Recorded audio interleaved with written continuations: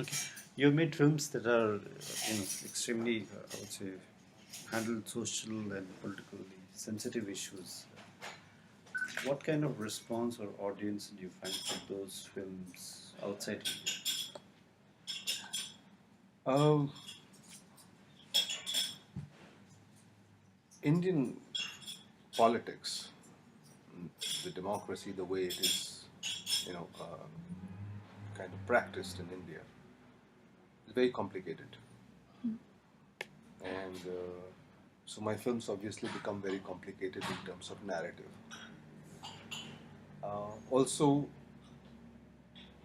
especially the Western countries, they have either known Satyajit Ray's films or they associate Indian films with the song and dance and Shah Rukh Khan and that kind of genre. But the films which are in the middle, they, I think, they haven't yet found a window, which is a very large section of films, which you'll be surprised the amount of experimentation which is going on, new kind of subjects, new kind of directors.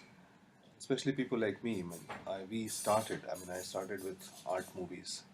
I primarily was a documentary filmmaker, and then I made films which would be called as a parallel cinema in India. Those films went to the festivals a lot and won a lot of awards. But when we had the free market economy and the funding for parallel cinema or small films almost stopped, we had to find a new way of saying what we wanted to say and using the commercial language. And my very first film in that genre was a film called Death Sentence, Mrityudand, which I did with big stars. I mean, Madhuri Dixit was the biggest female star at that point of time. And then, surprisingly, I got success with the Indian audience.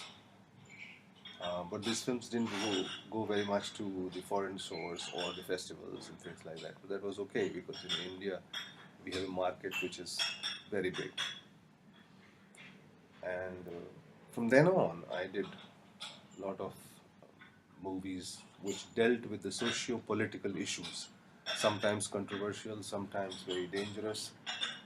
Um, I had to many times, my films at the time of release, we had lots of problems, court cases, people stopping the release of films, my office being stoned, me moving around with security, and all kinds of things happened.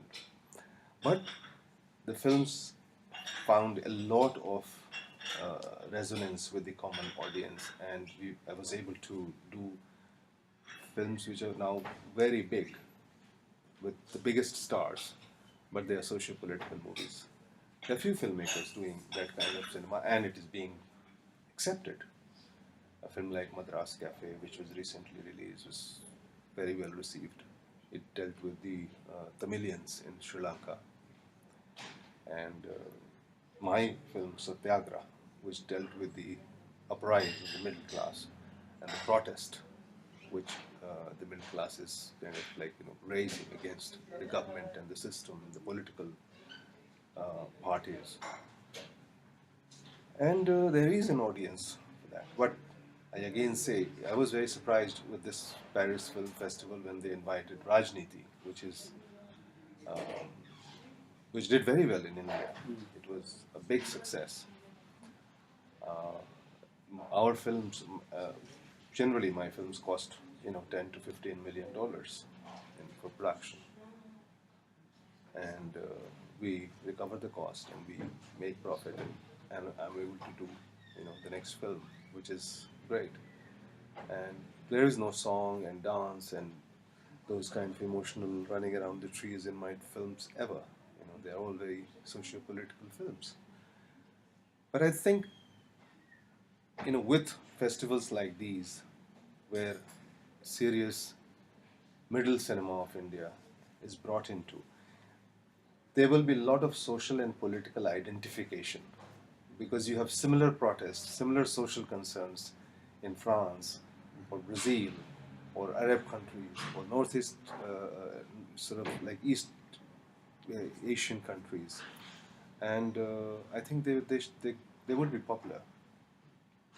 Which was the most challenging film that you made? Ah, film-wise, Satyagraha was very challenging. I mean, in terms of narrative, because to be able to create the reasons for conflict, because economy is one kind of problem, but major problem is practicing of democracy in India. It is very dynastic. It has no real democratic process. Numbers, getting a majority means, you have the power. But as we all know, most of the times the majority is wrong. And once you have the numbers, you can decide to do anything which may be wrong. So, thematically, narratively, this was a very difficult film to be able to create an engaging emotional story where audience will be able to stay focused on the film. That was challenging. And production-wise, which was the most challenging in terms of? Oh, I often have, because see, India is a big country with a lot of people, population, and when you do a social political film, there have to be a lot of people. You have political rallies where you must have thousands of people, because these days it's election time in India, and when there is every single day, like there are like meetings, political meetings, and you have like 100,000, 200,000 people coming for the meeting, which is huge. And you have, when you're making a film which represents that, you need to have that kind of feeling. So often I work with 5,000, 7,000 people on the set. It's army. Quite an army. Quite an army. Quite an army to move all those people. Because it's difficult. If you've seen Rajniti, I'm sure you might have seen it.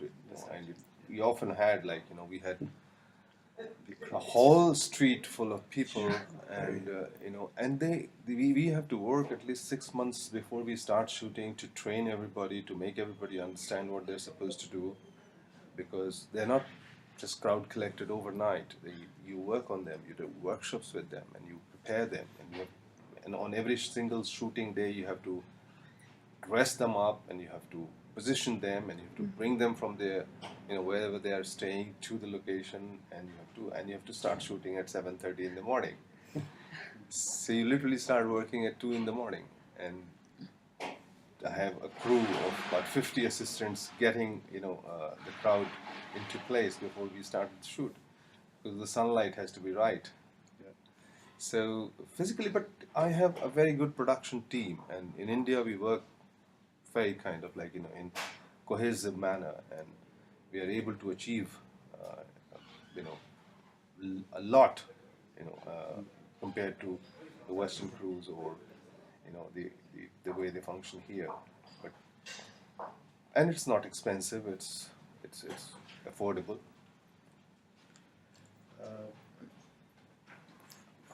I'm just interested to know.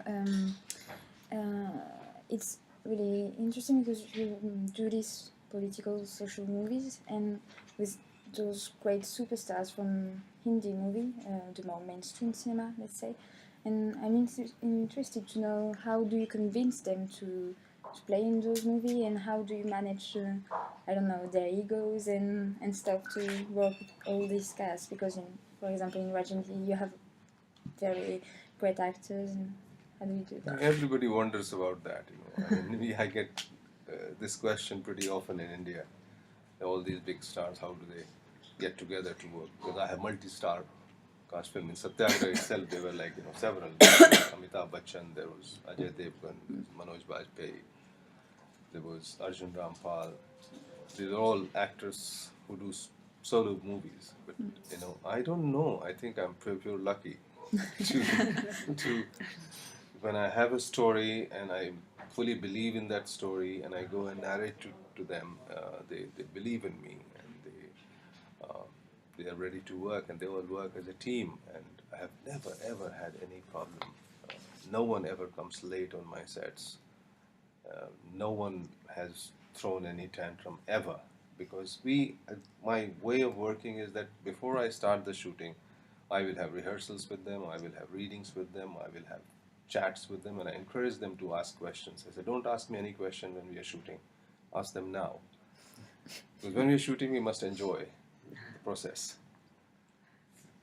Do you think France, I mean, is exposed adequately to Indian cinema, and do festivals like this, Extravagant India, can they help in bringing this broader genre of Indian cinema? No, I think we should have similar festivals in India which are devoted to French cinema.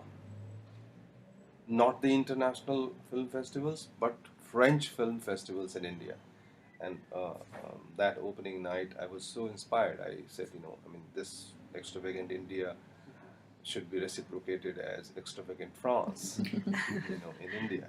And I'm definitely going to try and make it happen. I mean, we will work it out, and even if we have to start in a small way, we can have in Extravagant France in different cities of India, big cities of India, where we can have the French directors, actors, technicians come in and sort of join with the Indian technicians, even if it is just a dozen films. But let French cinema be, because in India, fortunately, Hollywood has not been able to take the market. It's just 1% of the Indian market. We still have very strong kind of like presence of Indian films, and people are like masses are more tuned to Indian cinema, and they are accepting films like small films like Lunchbox. It did extremely well in India, extremely well. Madras Cafe did extremely well. And the next film I'm trying to do is also, again, I'm trying to do a small film. I'm not trying to do a film with big stars and things like that, because it's the audience is ready, and there are thousands of cinema houses there, and there is, because of the multiplex, there is now space for every small film and foreign film to come in. So I'm positive that niche European cinema can make a mark, and there can be a few, and that will be really like if people in India can understand how the society in France functions, what is the politics of the French kind of government or French people, and what are the problems which a common French man faces. The stories from here, I think it'll be wonderful. So we'll definitely want it to happen. Okay, but Extravagant India, do you think it fulfilled its role or ambition of creating this window for what we call alternative Indian cinema in France? It might take some time. I think it's just the beginning. It's if it's written about more, if it's if it reaches French people more, then next year I think there will be a better attendance, and that's how things begin. I think it's great that it is happening. You don't really have to go to just Cannes Yes. or Venice. You can go anywhere, and if people are aware of the kind of Indian films which are being made, because today, at any given point of time, I think there are hundreds of films which are being exhibited at the same time, same day. You know, and so many languages from all over the world, so many people from all the world, so many stories from all the world. From Iran, from Japan, from Indonesia, from Western countries like Brazil, Chile. Every country has such beautiful stories, such beautiful social interaction to say. I think it will be great. We have little windows everywhere. And how can the Indian industry, help these festivals, become what they should ideally become? Well, it always is said that if you open your doors, if you open your windows, and if you let the fresh air come in, your house will become healthier. Isn't it? d'autres questions? No. Tu veux lui demander quoi? So what's your next film about? Good question. I'm working on two subjects, but probably I think I'm getting more closer to revisiting the society's relationship with police in India. I did it in a film called Gangajal Mm. 10 years ago. I think it's time to revisit that society's relationship with police because it's at the worst kind of level at this point of time. So it will be set where? That was set in Bihar, I think. No, not in Bihar really. It will be. No, that was set in Bihar. That was set in Bihar. Gangajal was set in Bihar. But this one could be any Hindi-speaking state. Are you going to turn a movie in France? You know, Claude Lelouch go in India with Dujardin. It's a known actor in France. Do you yourself, are you going to do something in France? I would one love day? to. I love to. I think with such interaction, Yes. and you know, it's amazing because it's 3 days I've been in Paris, and I feel so comfortable in Paris. I'm eager to pick up the language and to be able to communicate, which is, you know, a great kind of thing. If you can speak French, you enjoy France more. Yes. And I keep coming here. In fact, you'll be surprised. 3 of my films, I have taken a writing vacation or writing sessions in Corsica. Yes. I love that island. Okay. Yeah, I go there and stay there for 10 days in some remote hotel and just sit down, enjoy the sea and write. I've done that. Rajniti. One session of writing of Rajniti was done in Corsica. That's French. It's like dynamite sometimes. It's amazing. Sometimes. Sometimes, You yeah. know why? But it's good, you know, they haven't allowed at least like, you know, buildings and developments and, you know, and they have their own. In a way, it's good, I think. You're not looking to make a film on this issue of women in India? Maybe some time later because right now it's too fresh. No, it's not issue. just about the security. It's generally the role of women. You know. That society is changing. You remember Mrityudand? Death sentence? Yeah, but that was set a few That's years ago. A few years ago, yeah. But It's time to revisit It's- that it's- subject. yeah, probably yes. You know, it's amazing the way the Indian society is being churned. You know, at this point, it's still trying to find its voice. But social media is very powerful in India. I think everywhere. But you know, in India, people sort of like get together in a matter of minutes. They're all over.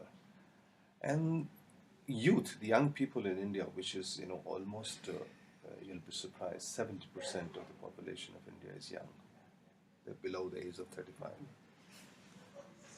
So it's there as a huge force, and I see that as a positive because at this point of time it is probably not well directed, but the day they find their voice, the day they become politically aware, because then I think that there's hope for real democracy to come in.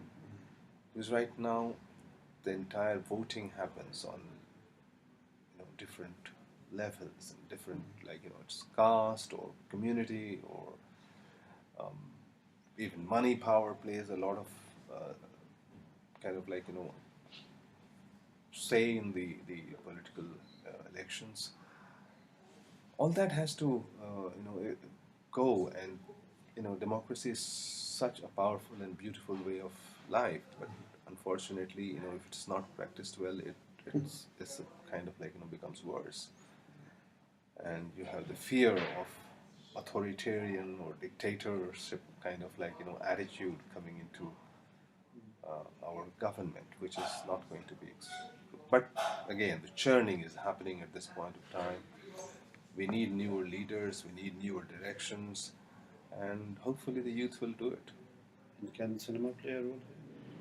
I'm absolutely positive. I've continuously made films. You're aware.